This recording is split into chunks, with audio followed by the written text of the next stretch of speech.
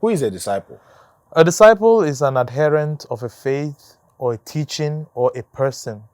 Someone who follows another person who has, in a way, proposed a teaching, proposed a philosophy, proposed a way of life, and such a person embodies the teachings of this teacher or promotes it, actively propagates it by their own way of life and by their own spreading of it through every means that they have. So that's what a disciple is. So that means a disciple is a student who goes the extra mile to live out what his teacher has taught him. In fact, to be a true disciple means that you embody that which you have learned and that you yourself become the message.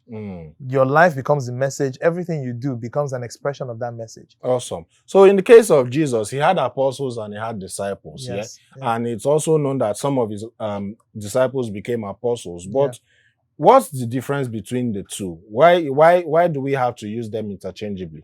Okay, well, we don't use them interchangeably. Both of them mean different things. Okay. The word for disciple in Greek is mathetes. Mathetes means a student, an apprentice.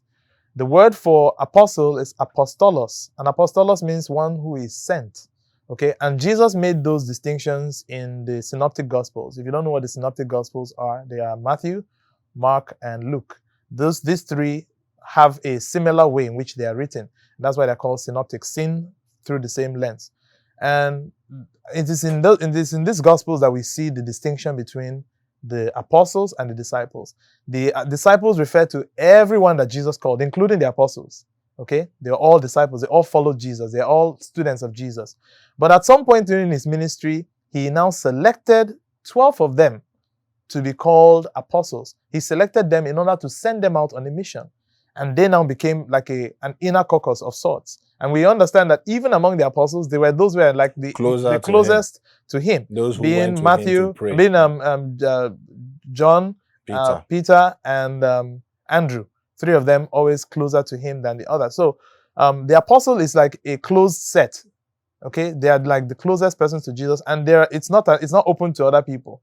Okay, it's only that we hear in Acts of the Apostles that when Judas left his role, he had to elect it because the number was supposed to be 12. Okay, to represent the 12 tribes of Israel.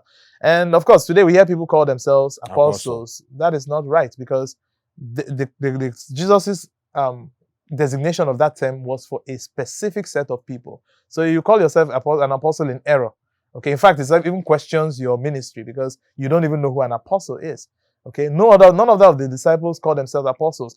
Paul used the term differently. He said, I am an apostle to the Gentiles. Okay, just like the other 12 are apostles to the house of Israel. I don't know what this new generation of apostles will call themselves. Apostles to Nigerians, apostles to Africans. Probably. Okay, but then they didn't make any distinction in their use, because even Paul made a distinction. He knows that he's not one of the 12, and he will never claim to be one of them. Okay, so we must understand that everyone who follows Jesus is a disciple. Okay, and everyone whom Jesus called in that special number of 12 is an apostle. How can someone become a disciple? Okay, we all as Christians are called into the faith, into a relationship with God through the blessed Trinity. God who is Father, Son, and Holy Spirit, the blessed Trinity. First, through our calling in baptism. And we Catholics take baptism very seriously. We believe that everyone who is called unto salvation should be baptized. Jesus himself gave that injunction. Go, make disciples of all nations, baptize them in the name of the Father, Son, and Holy Spirit, and teach them. He himself was baptized. Exactly. That's the interesting part. So, and teach them all that I've taught you. And when Nicodemus came to him in John chapter 3, he said, unless you are baptized of water and the Holy Spirit, you cannot enter into the kingdom. So in order to be part of Jesus's group of disciples, you have to be baptized. You have to accept him. You have to model your life after him. You have to be taught. You have to be schooled in the art of becoming a disciple, which basically is one commandment: to love God above every other thing and love your neighbor as yourself.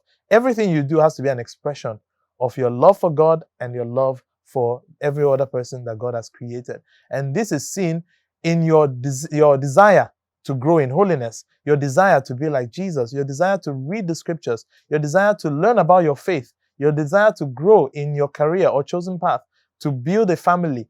All of these things are expressions of that injunction to be a disciple.